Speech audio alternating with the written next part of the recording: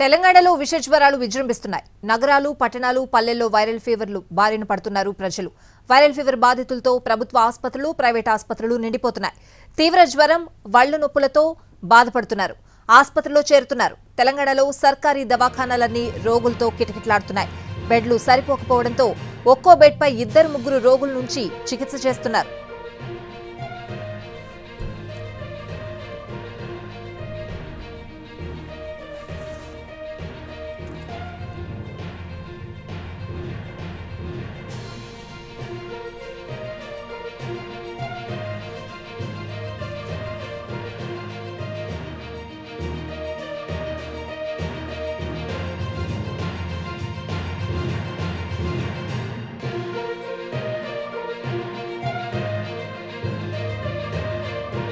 Seasonal ఇన్ఫ్లుయెన్జాని viral fever అంటారు. ఇది ఈజీగా అటాక్ చేస్తుంది. శరీర ఉష్ణోగ్రత 98.6 డిగ్రీల కంటే ఎక్కువగా ఉంటే దానిని వైరల్ ఫీవర్ అంటారు. వైరల్ ఫీవర్ వస్తే కొన్ని రకాల బ్యాక్టీరియా, వైరల్ ఇన్ఫెక్షన్లతో శరీరం పోరాడుతుందని అర్థం చేసుకోవాలి.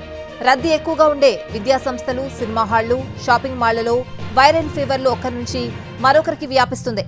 వైరల్ ఫీవర్తో బాధపడేవారు దగ్గినా, తుమ్మినా వైరస్ తుంపర్లు గాలిలో కలిసి మీటర్ వరకు వ్యాపిస్తాయి.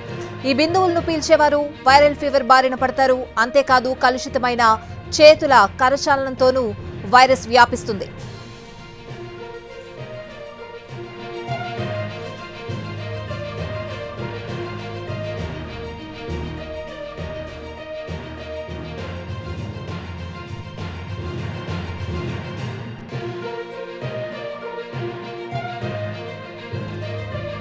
గర్భిణీలు, పిల్లలు, వృద్ధులు, అనారోగ్య సమస్యలతో బాధపడేవారు అత్యంత అప్రమత్తంగా ఉండాలి.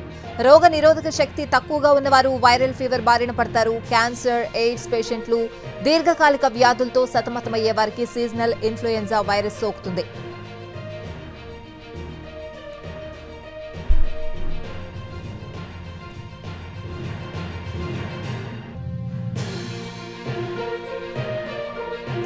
సీజనల్ ఇన్ఫ్లుయెంజా వైరస్ సోకే వైరల్ ఫీవర్ లక్షణాలను సరైన సమయంలో గుర్తించాలి.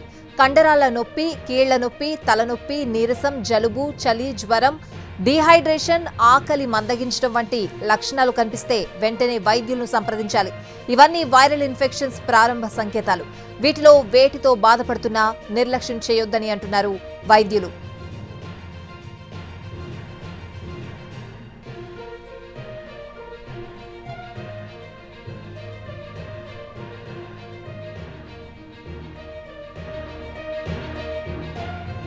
వైరల్ ఫీవర్ రోగులు ఖచ్చితంగా జాగ్రత్తలు తీసుకోవాలి. ఎక్కువ విశ్రాంతి తీసుకోవాలి.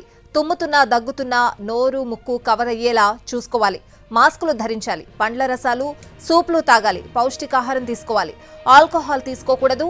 ఎక్కువ వర్కౌట్లు చేయకూడదు. బట్టలు, టవల్స్, ప్లేట్లు, గ్లాసులు మరొకరు వాడకుండా జాగ్రత్త పడాలి. జ్వరం 3 రోజుల కంటే ఎక్కువగా ఉన్నా, శ్వాస తీసుకోవడంలో సమస్యలు ఎదురైనా, ఛాతీ నొప్పిగా అనిపించినా వెంటనే డాక్టర్ దగ్గరకు వెళ్ళాలి. డాక్టర్లు సూచించిన యాంటీబయాటిక్స్ మాత్రమే వాడాలి. సొంత వైద్యం కొన్ని సందర్భాల్లో ప్రాణాంతకం కావచ్చు.